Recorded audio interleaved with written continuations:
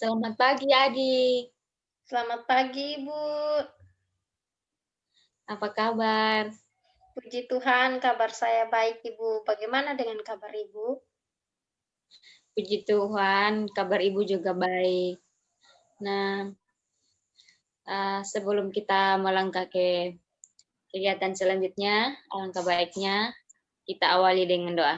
Mari kita berdoa menurut ajaran dan kepercayaan kita masing-masing. Kita berdoa, mulai berdoa selesai.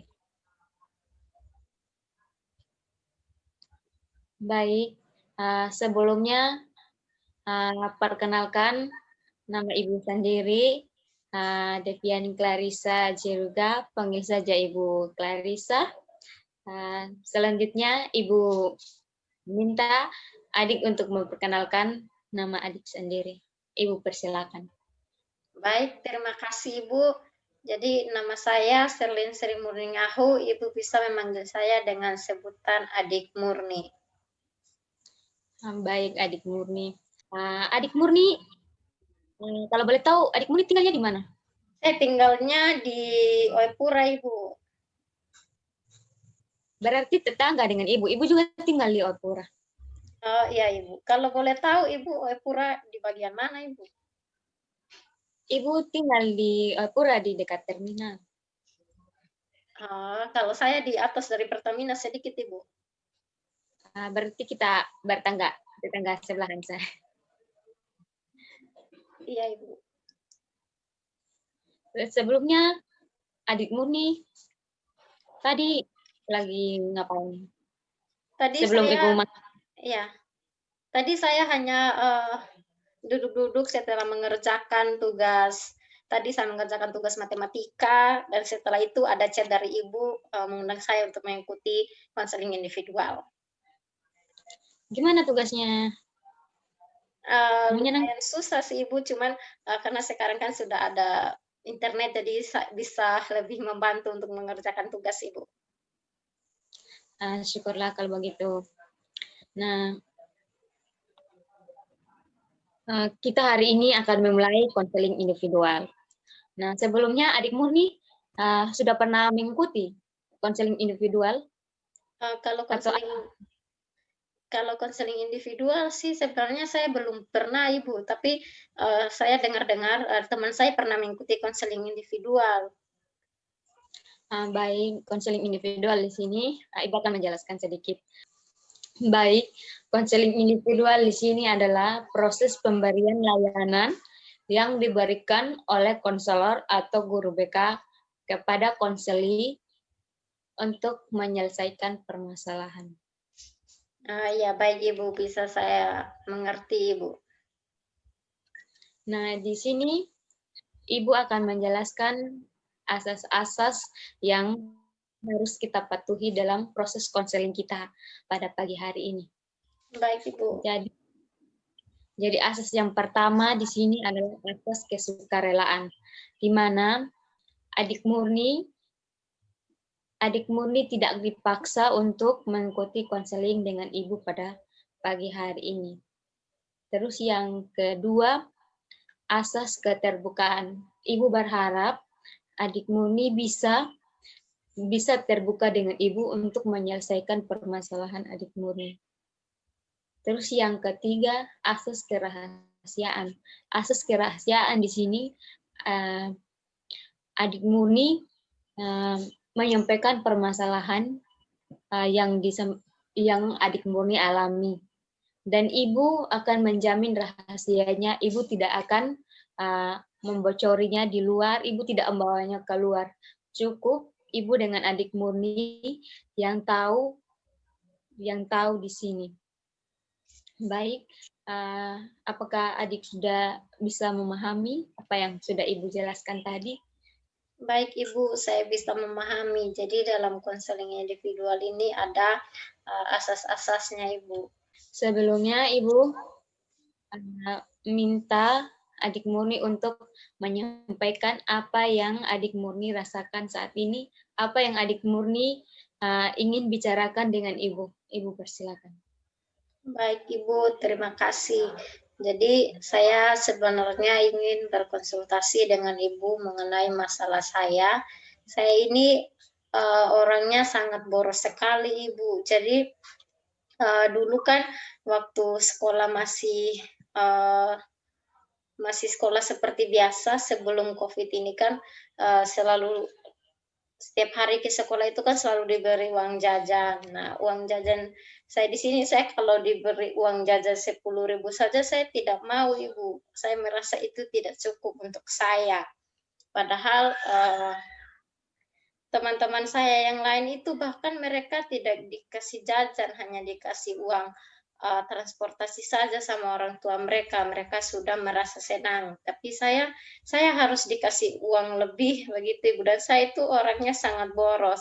Nah, sekarang juga waktu di rumah saya juga sering menghabiskan uang, meminta uang kepada bapak dan mama untuk jajan di luar. Saya senang sekali makan jajanan di luar dan saya uh, tidak ingin makan makanan yang di rumah. Jadi hal itu membuat ibu saya dan bapak saya juga sebenarnya tidak suka karena saya terlalu boros, Ibu. Jadi di sini saya ingin berkonsultasi dengan Ibu agar Ibu dapat membantu saya untuk bisa menyelesaikan masalah yang saya alami. Baik, dari permasalahan yang Adik Murni sudah utarakan di sini, bahwa Adik Murni tidak bisa mengatur keuangan dengan baik. Karena Adik Murni selalu ingin makan yang lebih enak, lebih elit begitu. Jadi, apakah Adik Murni siap untuk kita di sini? Masalah Adik Murni di sini, Adik Murni tidak bisa mengatur keuangan dengan baik karena uang jajan yang Adik Murni punya, Adik Murni selalu membeli makanan jajan yang berlebih-lebihan seperti yang lebih mahal, lebih elit begitu. Baik di sini Ibu bukan sebagai solutor atau fasilitator, jadi Ibu dengan Adik Murni yang membahas bersama untuk menyelesaikan permasalahan ini.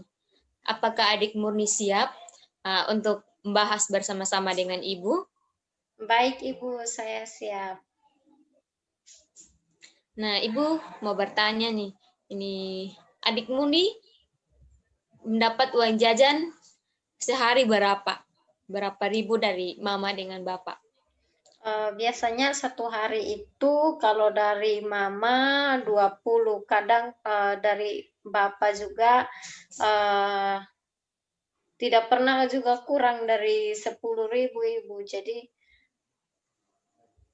kadang sampai 50.000. Jadi uang yang Adik Murni dapatkan dari Mama dengan Bapak itu gunakan untuk apa saja? Saya lebih senang makan di luar, kayak misalnya makan jajan, atau mungkin makan masuk ke warung-warung makan begitu, Ibu. Nah, masuk warung makan sendirian atau traktir atau sama kawan? Saya Traktir sendiri, kawan Ibu. juga. Saya sendiri, Ibu, karena Sendirian. saya sedikit pelit juga, Ibu, kalau mau traktir teman. Jadi uang yang Adik Murni dapatkan itu, Adik Murni punya rasa kasihan tidak sama uang itu. Uang jajan saya habis segini, uang jajan saya langsung habis segini dalam sehari. Ada rasa kasihan. Iya, Ibu. Jadi saya sebenarnya pikir seandainya kalau uang jajan. Ibu di sini bukan sebagai fasilitator atau motivator. Nah, di sini Adik Murni dengan Ibu yang membicarakan permasalahan ini secara bersama-sama. Apakah Adik Murni siap untuk membicarakan permasalahan ini dengan Ibu saat ini? Saya siap, Ibu. Baik. permasalahan yang adik Murni alami, yaitu adik Murni tidak bisa mengatur keuangan dengan baik. Nah, ibu mau bertanya, uang jajan yang adik Murni dapat setiap hari itu kira-kira berapa ribu yang diberikan dari bapak dan mama? Uang jajan yang diberikan itu tidak pernah kurang dari 50.000 Ibu. Jadi selalu di atas 50.000 begitu pun. Jadi sebenarnya masakan ibu saya itu enak, tidak kalah dengan masakan-masakan di restoran, tapi hanya saya saja yang ingin sekali untuk makan di luar. Jadi dari sini sepertinya apa yang ibu katakan tadi mesti saya praktekkan, di mana saya mencoba untuk makan makanan di rumah, dan juga saya akan mencoba untuk menabung. Jadi uang yang diberikan kepada saya itu tidak saya boros-boroskan. Jadi saya masih ragu Ibu, kira-kira saya bisa atau tidak melakukan hal itu karena saya sudah dari dulu boros. Nah, bagaimana pendapat Ibu mengenai keraguan saya ini? Ibu yakin adik Murni bisa, karena ibu lihat dari adik Murni, karena adik Murni itu punya niat untuk hidup hemat, belajar untuk menghidangkan makanan yang ada di rumah yang dimasak oleh mama. Baik Ibu, terima kasih Ibu. Jadi saya harus yakin dengan diri saya bahwa saya bisa untuk berubah Ibu. Semoga saja saya bisa kurangi hidup boros saya Ibu. Apakah pertemuan kita masih berlanjut minggu depan atau bagaimana Ibu, supaya saya bisa konsultasi lagi dengan Ibu tentang perkembangan saya dalam menerapkan hidup hemat Ibu? Ibu sangat berharap adik Murni bisa melewati ini. Di sini ibu sangat yakin bahwa adik Murni bisa untuk hidup lebih hemat lagi. Nah, pertemuan kita masih berlanjut sampai minggu depan. Ibu mau mendengar perkembangan dari adik Murni dari hidup boros menjadi hemat. Baik Ibu, akan saya usahakan ke depannya supaya saya tidak boros lagi Ibu. Saya menjadi anak yang hemat dan tidak menghambur-hamburkan uang orang tua, menghabiskan uang orang tua begitu saja Ibu. Nah, itu ide yang bagus. Ibu sangat berharap adik Murni bisa.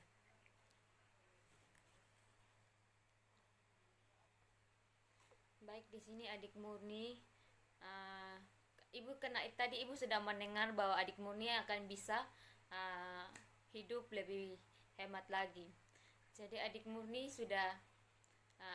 juga harus ingat kedua orang tua, karena kedua orang tua sudah bersusah payah untuk mencari nafkah, untuk menafkahi adik Murni. Nah, ini